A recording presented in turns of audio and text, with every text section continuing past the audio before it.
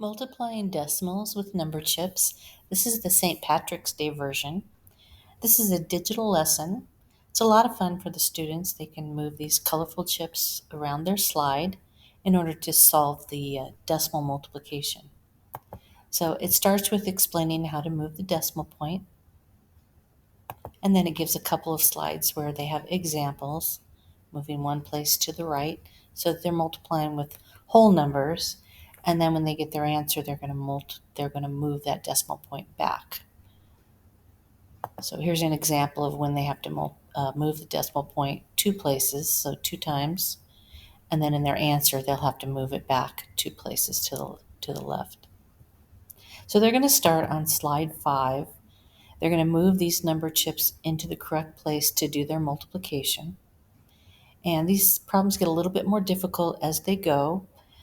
If they get to the end of the problem and the numbers aren't working, they know they've made an error somewhere and they have to go back and check. So the first thing it asks them to do is to type in the number of places they're moving that decimal point to the right to make a whole number.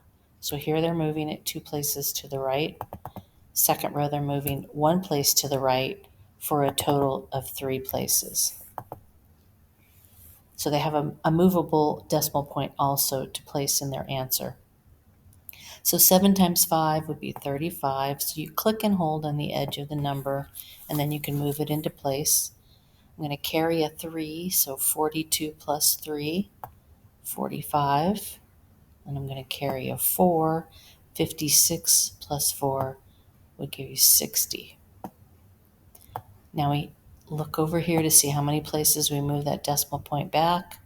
3 places, 1, 2, 3, and there's the answer. And you'll notice all of these slides have a yellow heart with a letter in them.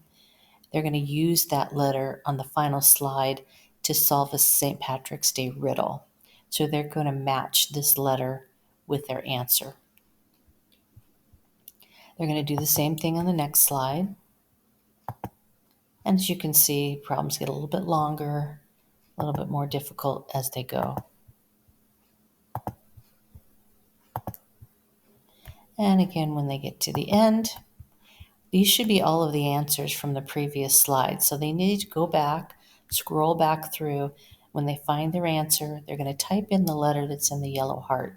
And that should solve the riddle, why do leprechauns like to garden? So that is a digital lesson, multiplying decimals with number chips, St. Patrick's Day.